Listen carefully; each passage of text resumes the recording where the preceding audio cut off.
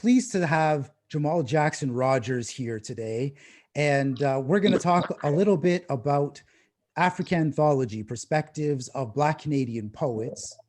And Jamaal is one of the contributors to that anthology project. So, hi, Jamaal. Glad you're able to join us.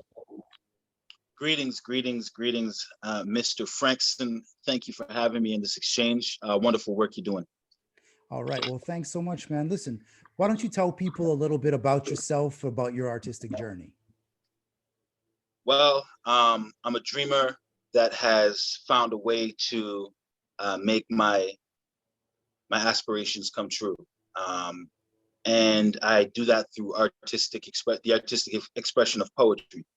And as a writer, well, I should say mainly. So as a writer and a performer, I found that embracing the history of storytelling that is in my blood and finding a way to connect with audiences on a human level and a deep level is what I want to do. It's how I want the world to recognize me. I want to be able to be a messenger of feelings, emotions, stories, experiences, ideas, all of those beautiful, wonderful, and sometimes complicated things that make up human beings. So I've been honored to use my art to travel around the world, to become the Poet Laureate here in Ottawa. I was nominated as the Poet Laureate after 27 years where the position was unfilled, or it wasn't even an official position, And then, I've been able to create a physical space and build a physical space for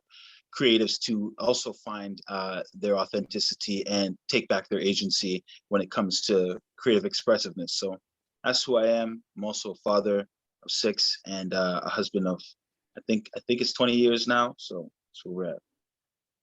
Well, that's amazing, and I think it's great that you're doing this kind of work up in the National Capital Region, and it will inform what you're going to be contributing to AfriCANthology.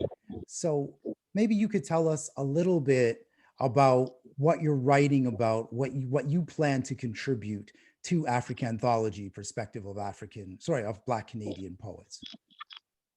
For this particular anthology and my contribution, my goal is to relay the emotional turmoil that Black folks have had to experience, the psychic turmoil that Black folks have had to experience being residents of this country and this land.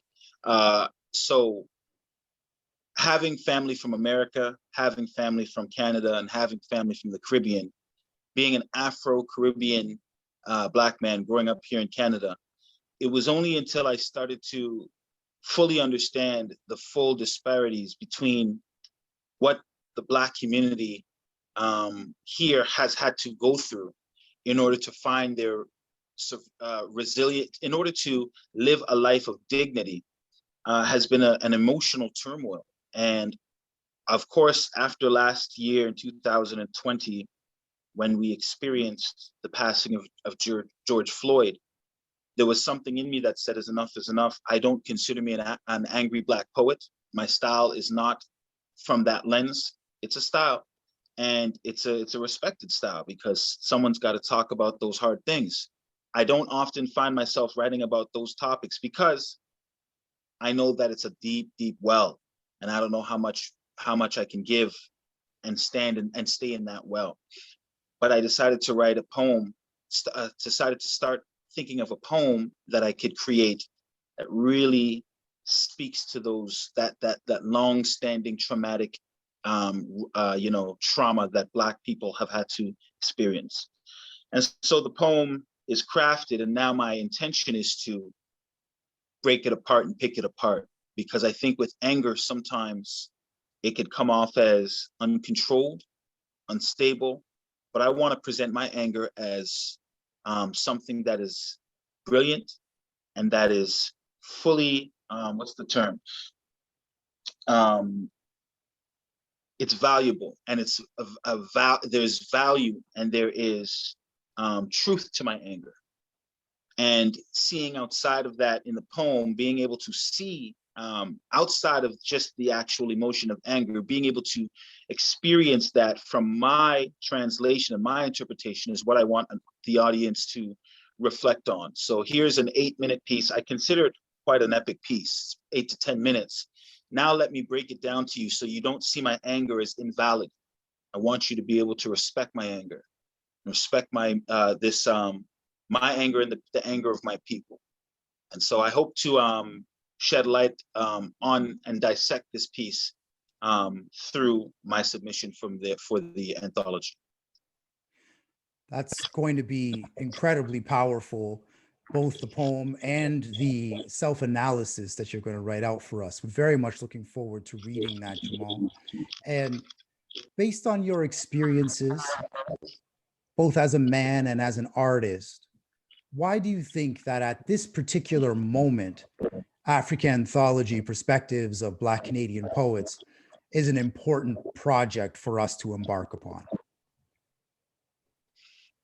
You know, poets are thinkers.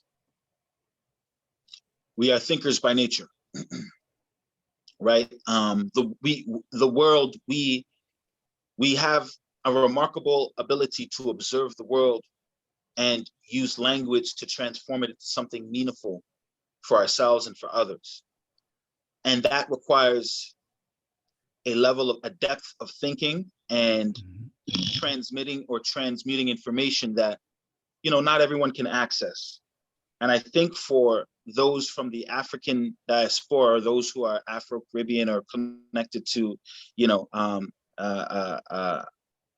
ethnicity is connected to Africa, I feel like we're still not in a state where society appreciates Black thinkers. I asked my son recently, I'm also Muslim. So as a Black Muslim man, I live within this identity. And I asked my son, I said, name me someone who's alive. I said, name me a great Black thinker who's Muslim. He couldn't name me one person. I said, now go ahead and name me some other thinkers. My son is a teen, he's in his late teens. I said, okay, now name me other people from different ethnicities and around the world who are considered intelligent thinkers. And he could name off people from all around the world. Couldn't name. Now, I don't know if that's a sign of my son's intelligence. I don't think so because I'm his dad. But what I do understand is that it's hard for him to identify great Black thinkers, great Black Muslim thinkers. And so I agreed to be a part of this because I wanted my voice to chime in in the melody, be a part of this melody of great Black thinkers, in particular poets, who will be able to speak their truth.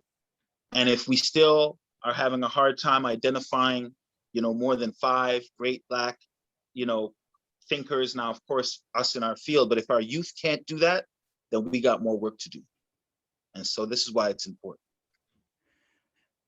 Just an incredible perspective, and one of many perspectives that we will find in the AfriCANthology. For those who want to know, we are going to be releasing this book on February 1st, 2022, and it's being published by Renaissance Press. You can find out more information about the book and about the grander AfriCANthology Canada initiative by checking out our website, africanthology.ca. I want to thank Jamaal for spending some time with us here today, and we look forward to being able to read your words of wisdom that will contribute to this larger conversation that we can give to the community and most especially to our youth. Thank you so much. Much love. Blessings.